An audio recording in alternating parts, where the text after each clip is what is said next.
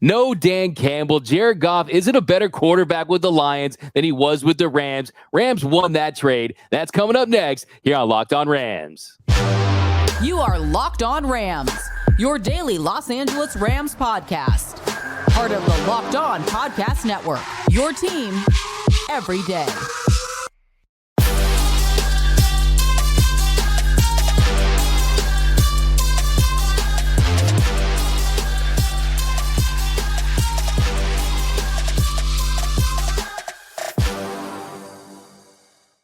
What is up, Ramley? Welcome to another edition of Locked On Rams. Thank you for making Locked On Rams your first listen every single day. Free and available wherever you get your podcast. We're also available over on YouTube, so if you want to check out the video version of the show, hit that subscribe button, hit that notification bell, and let us know. Do you think Jared Goff has been better with the Lions than he was with the Rams? My name is Doug McCain. You can follow me on Twitter and Instagram at DMac_LA. I've been covering LA sports for over a decade, the Lakers, the Dodgers. Now I'm covering the Rams for Locked On. And as always, I'm joined by Mr. Travis Rogers, the Mathew Stafford to my Stetson Bennett. You can call him at Travis Rogers. He's been covering the Rams for 8 years. He's the Rams pre, half, and post-game show host for the Rams flagship radio network, ESPN 710 LA. He's forgotten more Rams football than most people will ever know. Travis, we got some more quarterback talk to get into. You ready to get into it, man? Look, I've been accused of being both a Jared Goff apologist and a Jared Goff hater, so I think that means I'm doing a good job. I'm ready to do it. Yeah, I was a Jared Goff truther for a long period of time. Then we saw that interception where he just floated to Quandre Diggs there against the Seahawks. Then I was done. I sold most of my Jared Goff stock, but we got to get into it. But I just want to mention, though, today's episode is brought to you by Bird Dogs. Go to birddogs.com/LockedOnNFL, and when you enter the promo code LockedOnNFL, they'll throw in a free custom Bird Dogs Yeti-style tumbler with every order. I'm rocking my Bird Dogs right now. Just got some yesterday. I don't think I'm going to take these things off, man. These things are straight fire, Travis. But let's get into it because Detroit Lions head coach Dan Campbell, he made a very bold claim this week during Lions mini camp when he said that Jared Goff was, quote, I mean, he's a better quarterback than he was there with the Rams, in my opinion, because he can do more things. He's mentally on it. So Dan Campbell thinks Jared Goff is better on the Lions than the Rams. Well, hey, I do too. I think the Rams are better with Jared Goff on the Lions. So I would tend to agree with him, wouldn't you? Yeah, look, Jared Goff is the very best version of a bad quarterback. Jared Goff is one of those guys that can win you some games. He's going to trick you a little bit, right? It's one of those things that, you know, you go out on a few dates, you're like, this is all right. You know, this seems like this might even work out. I got to really think about maybe making a commitment here. And then just something inexplicably terrible happens, right? She picks a fight with the waiter. It's just like something terrible happens. And this is what Jared Goff is. He's fine. He is fine for what you need him to do. He is fine in kind of doing things as perfectly scripted. It's when things get a little bit off schedule. It's when you got to make something out of nothing that he really breaks down. And look, Jared Goff's a nice guy. I've spoken to him a handful of times, and I hope that it works out for him to a point. But I hope the Lions fans are ready for the idea of, hey, we're going to throw all of our eggs into the Jared Goff basket, and we're going to be a contender this year. I've lived it. I've seen it. Good luck with that. Yeah, no, I agree. I mean, look, yes, he is going to have success. Yes, he does have arm talent. I don't think he has great arm strength. And we know there's a couple reasons why he should be better with the Lions than he was with the Rams. One, he has more years under his belt, so he has more experience. Two, they invested heavily in the offensive line. You have multiple Pro Bowlers along that offensive line. Less pressure. He's not the number one pick that's going to be a bust or not, so less expectations. I mean, you're talking about a Lions franchise that has one playoff win the last 10,000 years.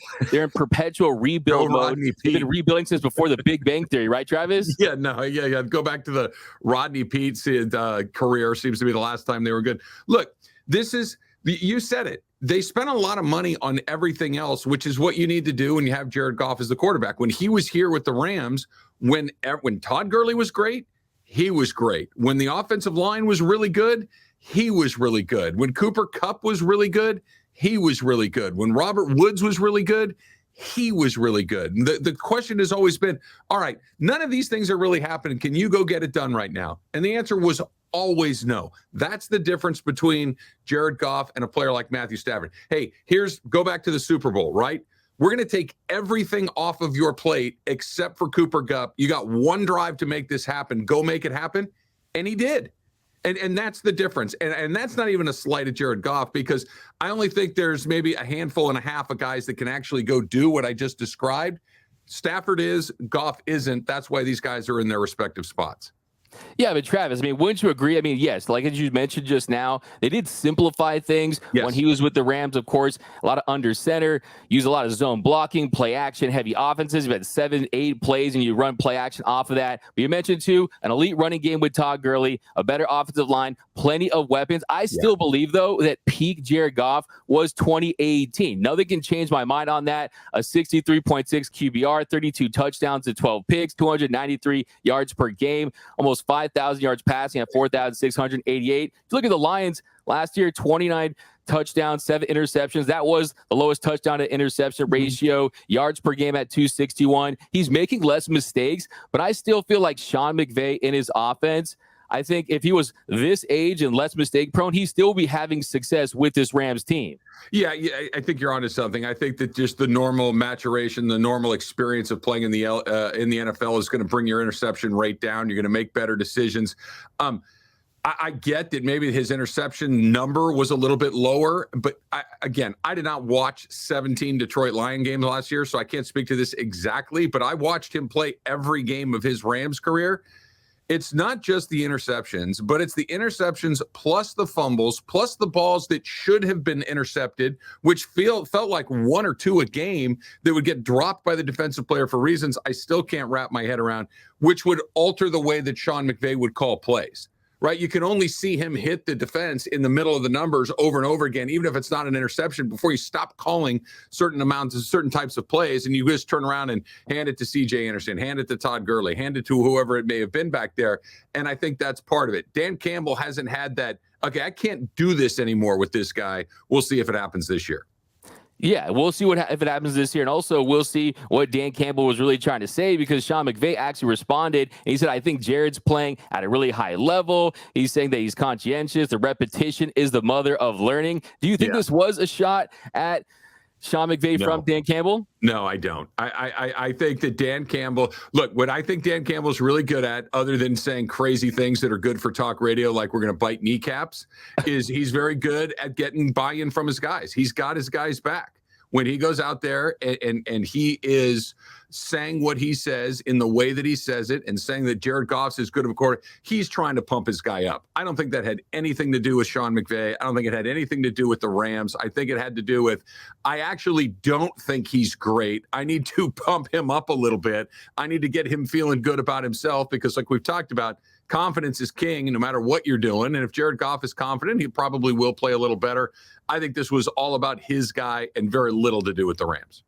That's fair. That's fair. And he has definitely improved. Last 9 games have gone 7-2, 15 touchdowns and no interceptions. I wish they had this Jared Goff, but this almost feels like revenge bod Jared Goff. When you break up with someone, you get the revenge bod, you post those thirst traps, you're trying to make your ex jealous. It almost feels like that. But hey, let's settle down with these comparisons, because I still think Sean McVay got the most out of him. You know, 4 straight winning seasons, 3 playoff appearances, an NFC championship. And look, the bottom line, they trade Jared Goff. The first year they get Mathew Stafford, they win a Super Bowl. So, worked. Rams still won the trade. But it worked. Everybody won. The Lions got what they needed. The Lions have a quarterback that works for them. They're expected to win some games, and the Rams have a Lombardi trophy in their lobby. Everybody wins.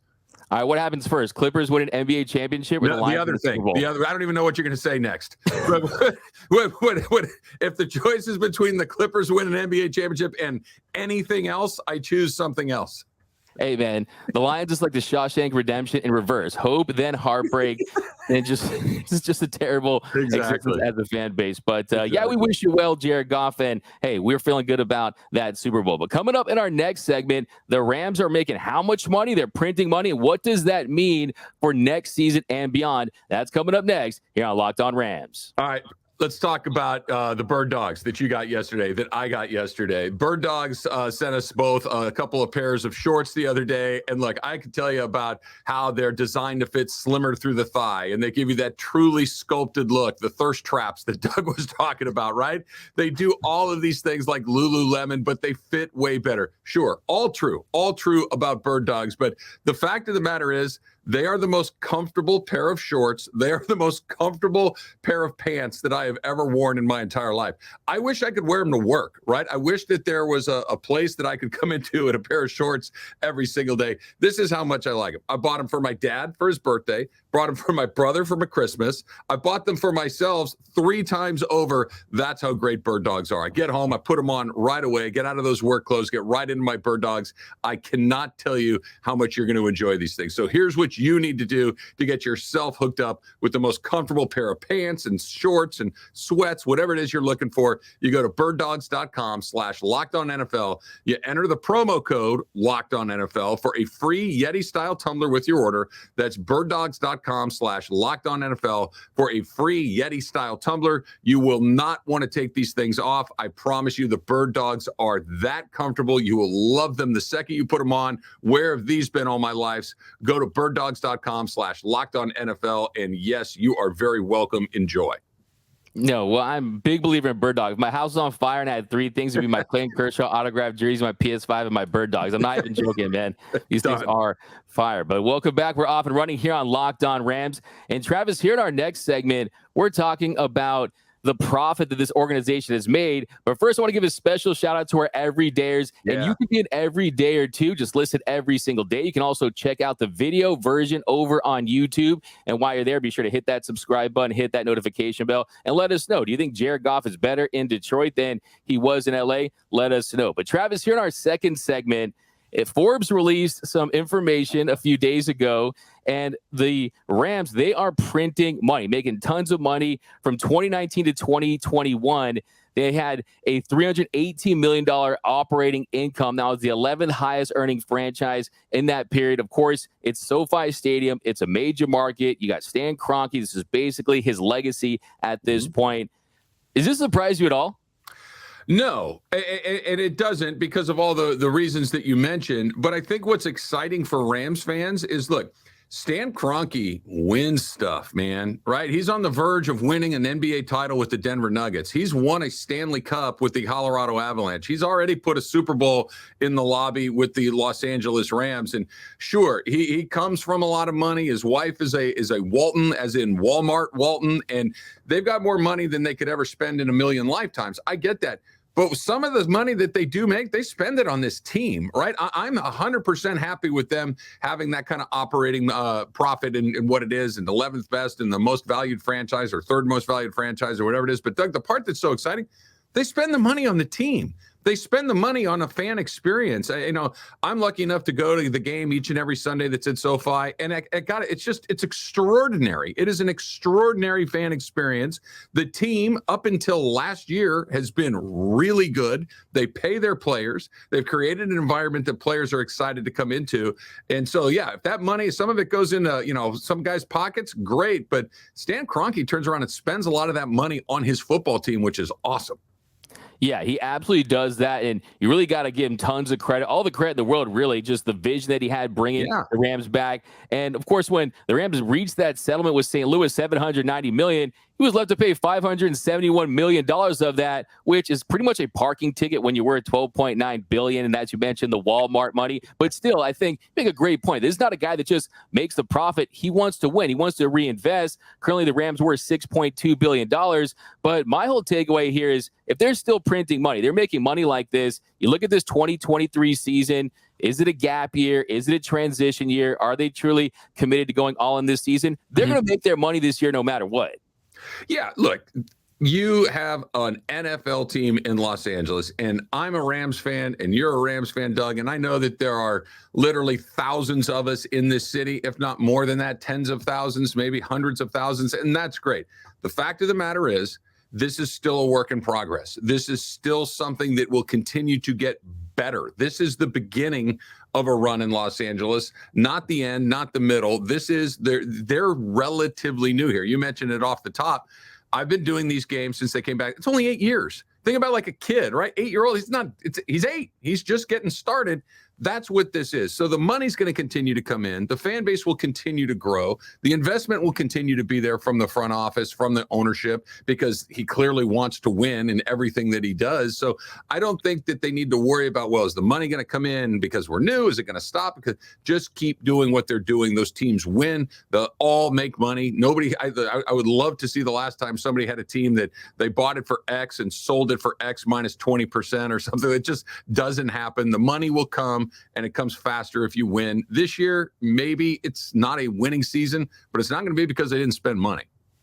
Yeah, it won't be because of that. And I think Stan Kroenke is a guy that, when you look at his legacy, first of all, him being in Hollywood, he looks like central casting for what a billionaire NFL owner should be. The mustache, the way he talks, he just feels and just looks like he exudes rich, wealth owner. Yes. But I always just wonder, what is his end game? Is it to win multiple Super Bowls? Is it to get more market space here with the Lakers and the Dodgers? Because we know those are two historic franchises that have been in this community for a long time, won multiple titles. I don't think that really is his goal. I think his goal really is to have less Niners fans, less Raiders fans, less Cowboys, less Packers, less Steelers fans, and make LA the epicenter for football, and SoFi Stadium has really started to accomplish that. Yeah, I mean, it's going to take time. You mentioned it. The Lakers have been here for 60 plus years. The Dodgers have been here for just about the same amount of time.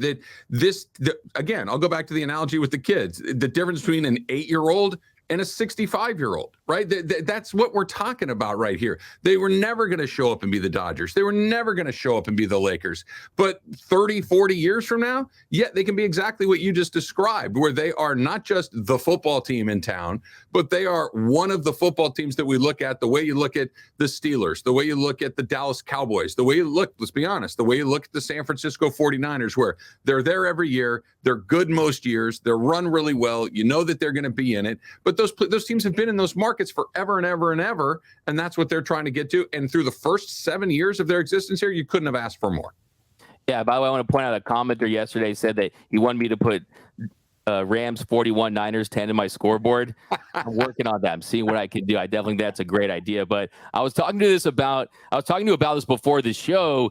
The Jaguars' new stadium is based basically on SoFi Stadium. It looks like a Wish.com Walmart version of SoFi Stadium. And it just looks like someone kind of cheated off the plans for SoFi Stadium, changed a few answers, and don't want to get caught by the teacher. It's McDowell's from Coming to America. McDowell's, yeah. Yeah. Randy Watson.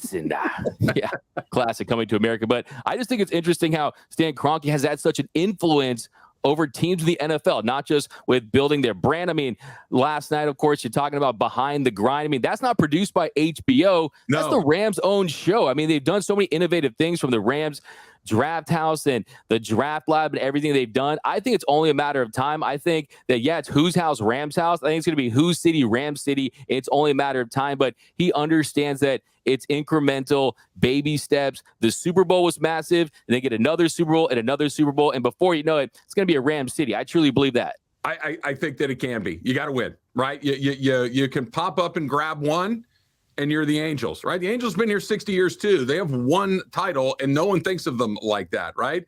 The Anaheim Ducks have been here 20 plus years, and I say this as a full-throated Anaheim Ducks fan. They have one cup in 20 years, which is great, but it takes time. They're miles behind the Kings because the Kings have been here for so long. The Kings have a couple of cups along the way.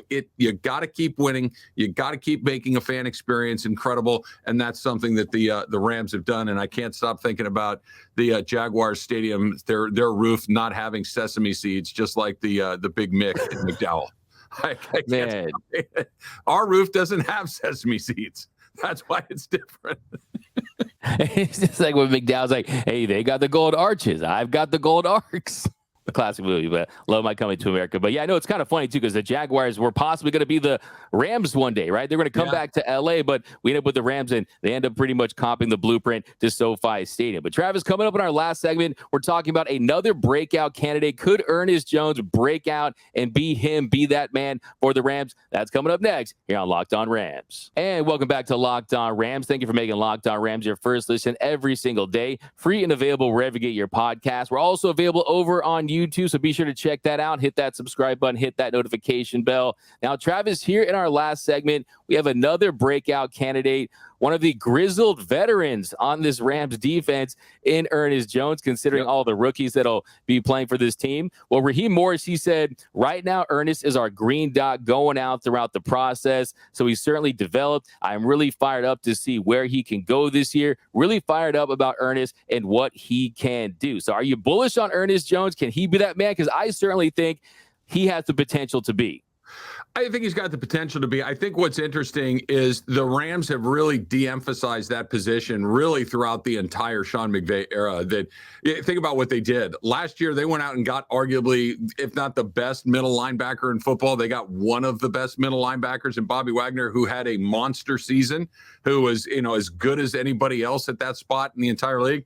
And they moved on in 1 year. They've had undrafted free agents like Corey Littleton in that spot over the last few years. They've gone bargain shopping with some other guys like Clay Matthews over the years. This has been a spot where they're more likely to just try to find a guy and hope that it works than really emphasize that position. I think you bring up a good point, though, is somebody's going to have to stand up, right? Somebody's going to have to be the guy that go, oh, wow, he had another good game tonight that's not number 99.